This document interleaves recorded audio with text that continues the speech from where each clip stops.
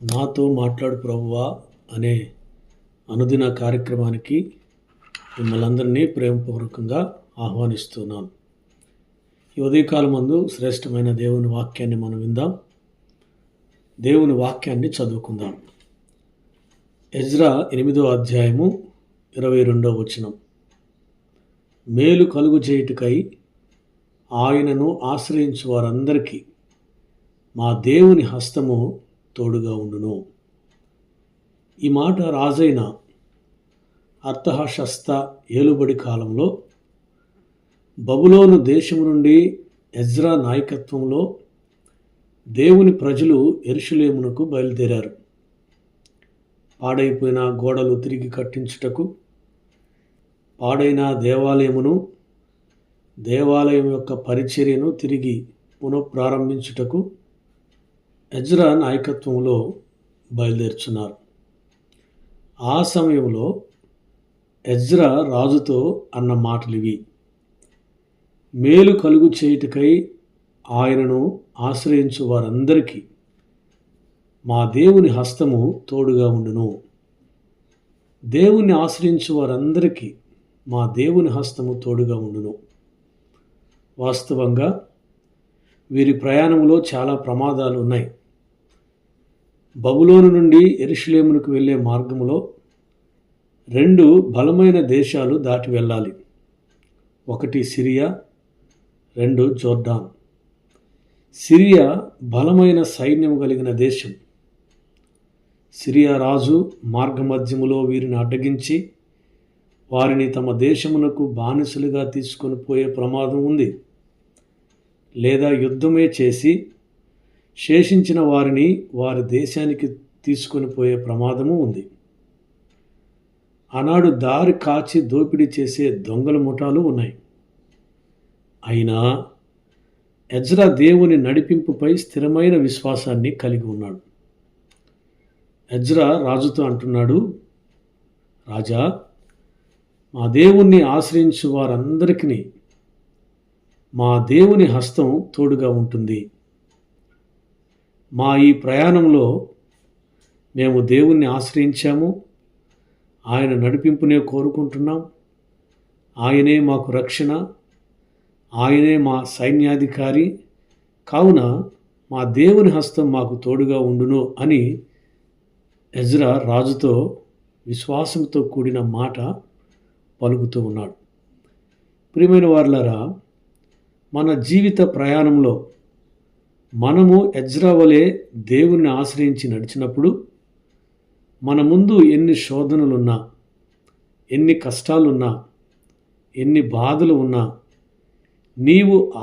నీవు దేవుని ఆశ్రయించినట్లయితే ఆ బలమైన దేవుని హస్తం నీకు తోడుగా ఉండును. దేవుని బలమైన హస్తం అంటే అపరిమితమైన శక్తికి, రక్షణకు, ఆయన అధికారానికి సాదృశ్యంగా ఉన్నది.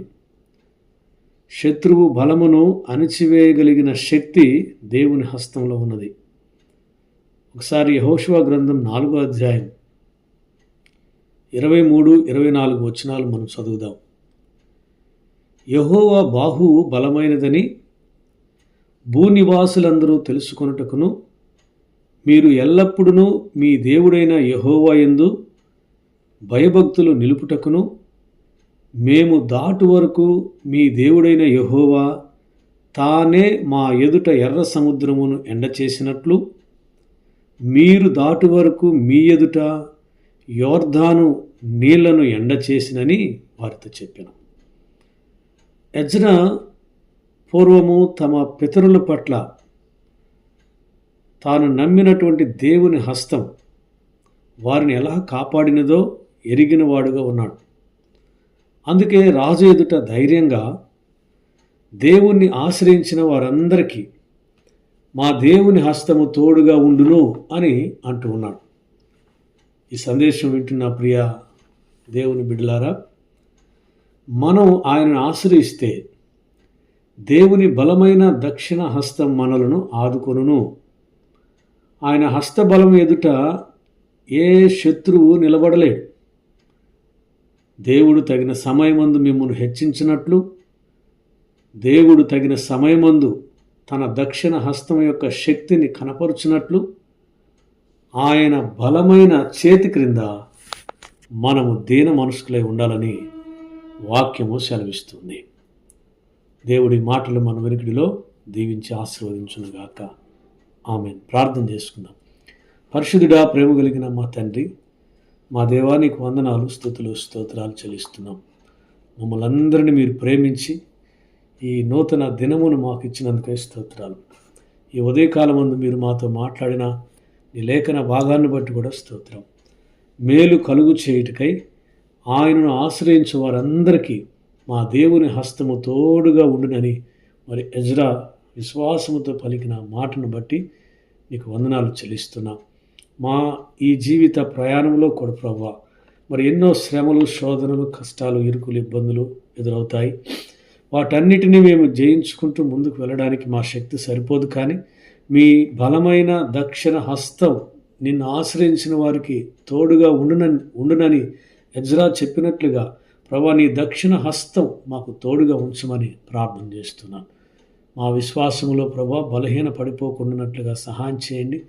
మా విశ్వాసమును స్థిరపరచండి.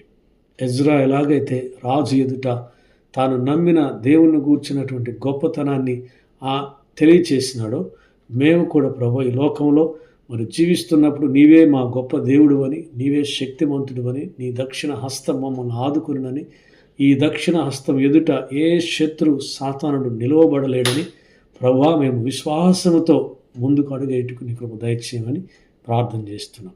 మా శ్రోతల కుటుంబాలను దీవించండి. ఈ దినమంతా నీ కాపుదల, మీ భద్రత అనుగ్రహించండి. వారి ప్రయాణాలలో తోడుగా ఉండండి, ఉద్యోగంలో తోడుగా ఉండండి, వారి వ్యాపారాలలో తోడుగా ఉండండి. వారి చేతుల కష్టార్జితాన్ని వారికి ఆశీర్వాదకరంగా మార్చమని ప్రార్థన చేస్తున్నాం. ప్రభా, ఎండలు విపరీతంగా ఉన్నాయి ప్రభా, మరి ఎండ వేడిము నుండి నీ ప్రజలను మీరు కాపాడమని ప్రార్థన చేస్తున్నాను. ఎవరికి ఎటువంటి అనారోగ్యము, కీడు కలుగకుండా ప్రభా, మీ దక్షిణ హస్తము చేత నీ బిడ్డలను ఆదుకొనమని, బలపరచమని, స్థిరపరచమని యేసుక్రీస్తు పరిశుద్ధ నామమును బట్టి ప్రార్థించి అడిగి వేడుకొనుచున్నాను పరమ తండ్రి. ఆమేన్. తండ్రి, కుమార, పరిశుద్ధాత్మ త్రియేక దేవుని దీవెన సదా మనకు తోడే ఉండి నడిపించునుగాక. ఆమేన్. God bless you.